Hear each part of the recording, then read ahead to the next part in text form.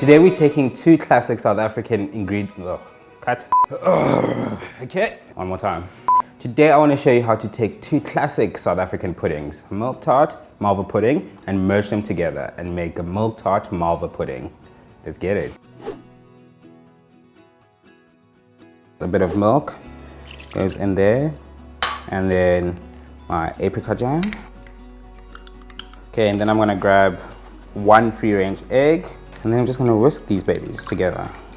I'm gonna add my malva cake mix, goes in, and then whisk these babies until they're smooth. And there goes my malva batter into the bowl. This guy goes into the oven, just like that. I'm gonna add some milk in there. And then to that, I add some butter. And then I've got the sauce mix, just add that. And then this is gonna simmer for like 5 minutes. So I think my malva is ready. I'm gonna pop it out of the oven. Just look at that beautiful golden color. And make some holes so that the sauce can just go in and permeate the malva pudding. Pour my hot sauce over the hot pudding. See, it's still sizzling. This is gonna cool down and all that sauce is just gonna soak in and give you a delicious ooey gooey malva pudding. What I'm gonna do is heat up some milk and cream in my pot over here. So milk goes in, cream for extra yumminess. And then in here, I'm gonna add 1 cinnamon stick and then bring this up to a gentle simmer over some low heat. And then what I'm gonna do is start making my egg base as well. So in this bowl, what I'm gonna add is some sugar. Then I've got flour and corn flour. And then what I want to do is separate my eggs. So all I want for the base is the egg yolks. And then we whisk these together until it all comes together. Creates a beautiful golden yellow paste like that. So what you want to do is add your warm milk slowly. This is called tempering the eggs so that they don't scramble from the heat of the milk, and continuously whisking while you do that.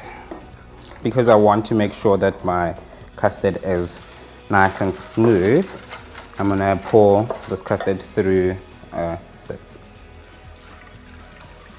Imagine having all these lumps in your custard. Not too cute.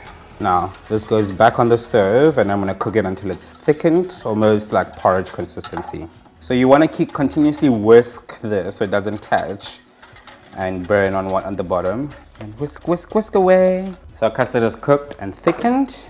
I'm gonna bring over my cooled malva pudding.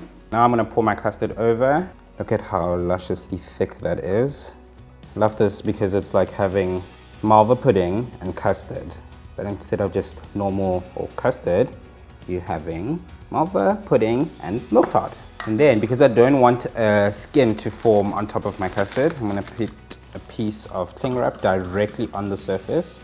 And then I'm gonna chill this baby overnight or for about 4 to 6 hours.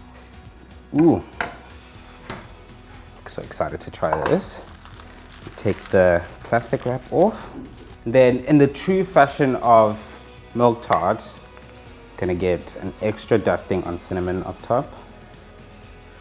The moment we've all been waiting for, I'm gonna cut into it. My goodness, look at that. Clear, defined layers. Custard is nice and set. Now it's time for me to take a little bite.